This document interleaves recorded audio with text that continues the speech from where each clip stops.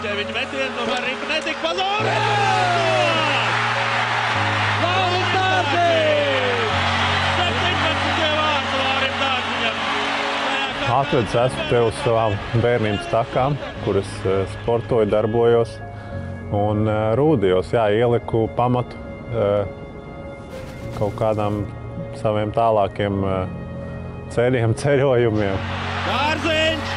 Miķels un Ripa vārtos! Hat-triks! Laurim Dārziņam hat-triks!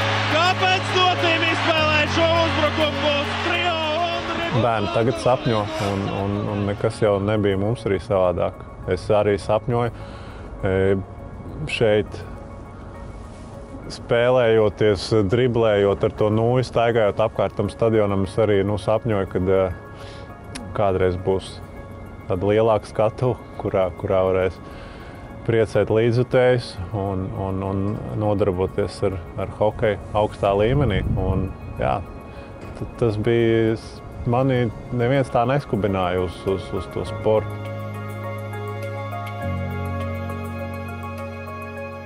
No šejienes arī neredz, ir, teiksim, tajā pusē bija arī mazais stadions, kur tur gan man fātriem vajadzēja bišķi man piespiest, jo tā skriešana man nekad nav diži patikusi, bet tajā mazā stadionā ar viņa tā kā, tādiem padomiem un skubināšanu es tur daudz apļus esmu noskraidījis. Nekas nav mainījies. Lai tiktu klāt, visur ir jālošņā. Bērnībā varēja pārlīst tagad pa maliņu. Tā ir mana bērnības māja. Bet te es gluži nerunāju par to tādā pagātnes formā, ka te es bērnībā dzīvoju, jo gal galā man vecāka ar te joprojām dzīvo. Un mēs ciemojamies, man bērni ciemojās. Bet jā, te es dzīvoju, šeit bija stadions, otrā pusē bija halle. Un es esmu piedzīvojis visas tā Daugavas ledus halles fāzes, stadijas, ja tā var teikt. Bija tas vecais pūslis. Pēc tam laikam viņš, nevis laikam, bet viņš sabruka. Un tad bija atklātais laukums, pa kuru arī nācās uzspēlēt.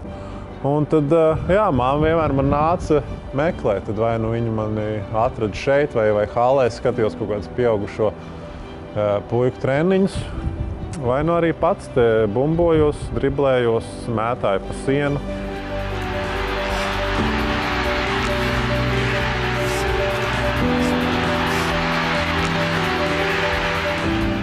Man kaut kā, man paši vilka. Nevienā brīdī nebija, kad dzēni. Ir rokās bija un es te staigāju. Sadriblēju visus te stūrus un arī ejot mājās, vienmēr tā ir rokās, tur vai bumbiņa vai kā. Un, tad tur izdomāju mest pa kaut kādiem kokiem vai kaut ko, un viss kaut kas jau tāds. Teiksim, tribīnēs tu te pabeidzi savu to treniņu sesiju, pēc tam izdomāju, davai tagad bumbiņu žonglējot, aiziešu līdz mājām. Tad tu mēģināji, citreiz sanāca, citreiz nē, un tādas kaut kādas mini konkursus arī sev taisīja. Bija durvis, tā bija kontūra, tie bija vārti, rokturs bija apmēram augšējā štanga un tad tika mētāts. Un vienmēr jau tu galvā iedomājies, ka tās kaut kādas spēles pēdējās sekundes, tur 3, 2, 1, un tad vai tu trāpi tur zem tā roktura vai netrāpi. Un tā tu izdzīvoji kaut kā un iedomājies, ka kādreiz tu tiksi uz tādas lielākas skatuves, kur parādīt, vai tu vari trāpīt tajā devītniekā vai nē. Un tā kā, jā, tie pamati te tika ielikt un te arī es rūdījos.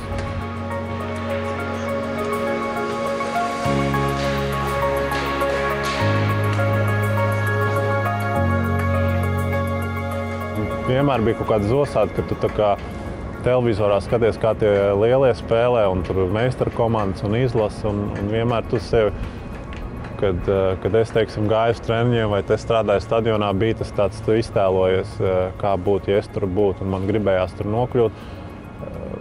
Tas viss kopā, kaut kā tas dzinuls kopā ar raksturu īpašībām, kad piegāja tai visai lietai centīgi un atbildīgi.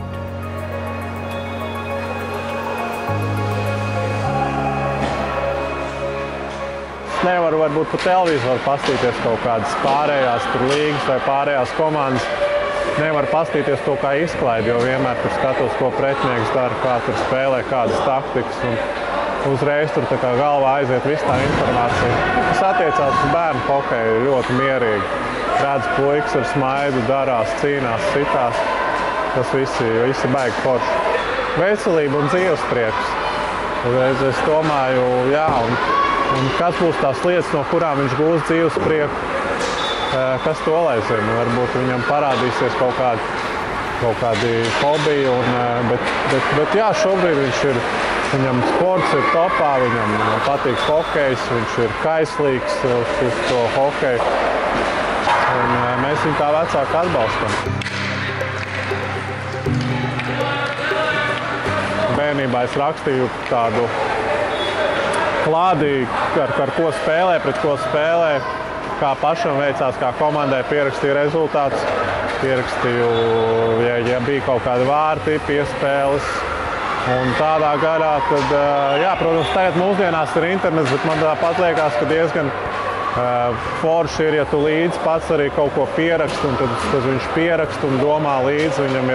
Viņam ir klāde, kur viņam ir, teiksim, gūtie vārti, tur ir uzzīmēti arī vārtiņi, un tad viņš atzīmē, kur viņš ir trāpījis, kad viņš ir metis golu, un gada beigās viņš pastīsies uz to un tad redzēs, kur ir izdevīgāk mest, ja? Vai pa zemi, vai pa gaisu, un viņam būs radīsies jau kaut kāda izpratne. Tā kā es domāju, ja tā saka statistika nemelo, tad tieši tā, lai viņš veido kaut kādu savu statistiku, lai pastāst, kad viņam labāk iet, kad sliktāk, un kādus vārdus viņš kūst no kurām pozīcijām. Tādas niansītas. Tas viņš domā, attīstās, paplašina savu redzesloku, tieši tas, kas vajag.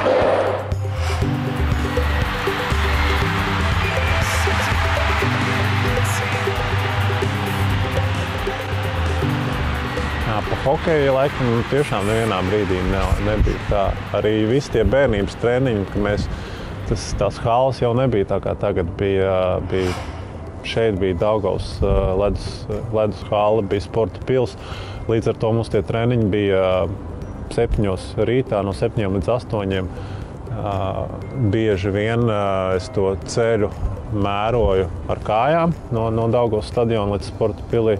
Tad rēķini, ja 7 jau jābūt uz ledus, tad cēlāmies visi ģimeni kaut kur pirms 6, lai pabrokastot un lai tiktu līdz sporta pilī. Un liekas, ka tajā brīdī varētu teikt, nē, viss man pietiek, bet pats jau es to tā neatceros, bet mamma saka, ka tur es nevienā brīdī neesmu čīkstējis. Tagad man ir 3-4, bet man liekas, vēl ir benzīna bākā. Bet jā, tas arī, pirms 2 gadiem man bija smaga ceļgala trauma ar operāciju un visām lietām. Un, jā, 32 gadi īstenībā pie tādas traumas 32 gados cits nolemj, tā kā viss, tā ir zīme, ir jābeidz. Un, protams, iezagās arī tāda doma prātā. Bet kaut kā pie sevis nolēmu, ka no 5 gadu vecuma ir tas hokejs, viņš jau man ir asinīs.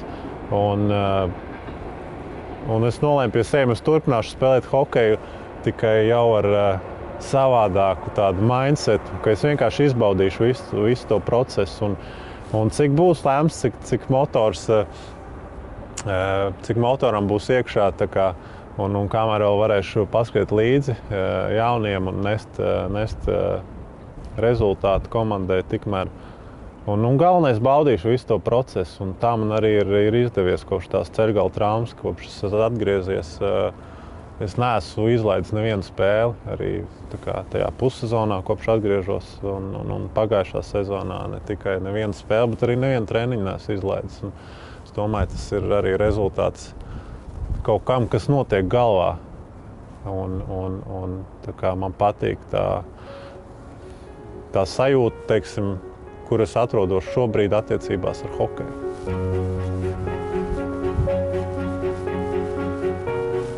Man jau tas ir laikam, nu, tā kā viss, nu, pa lielam tā ir daļa no manīm. Jo es nemāku, teiksim, pateikt, kāds es būtu bez viņa. Jā, tā ir spēle, kur skaidrs, ka tas tagad, nu, profesionāls darbs un tā, bet nu, viņš tiešām man patīk. Viņa arī tādā pašā saknē kā spēle, kā sacensība, kā komandas sporta veids, nu, hobijs vai hobijs, jā, kā tad. Jau nevar nosaukt viņu šobrīd pa hobiju, bet viņš tiešām tāds aizraujošs un neapnīk. Nu, tāds divas tieši vienādas epizodes, tur scenārijus, baigi grūti hokejā, un varbūt tas arī pievelk. Visi tie sīkumi, protams, visas tās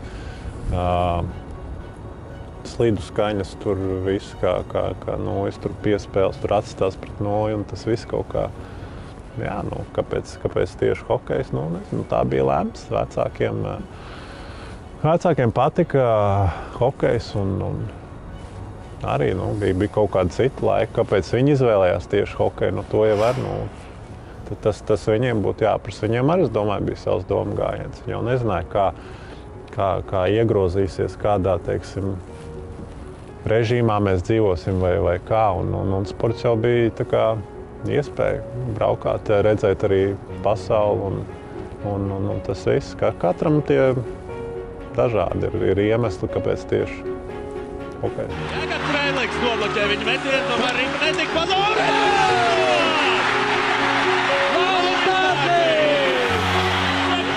Citreiz, jā, gribās teikt, nu esiet uzmanīgi, ko jūs vēlaties amerikāņiem. Tas tos teicienus parasti grāmatas lasu slikti atceros, bet nu, tas man ir iespiedies amerikāņi. Viņi bieži arī lieto, tā kā es uzmanīgs, ko tu vēlies, jo tas var piepildīties. Un tas, es domāju, vecākiem arī. Nu, tu tur vēlies, lai viņš tagad tur būtu superzvaigzne 18 gados,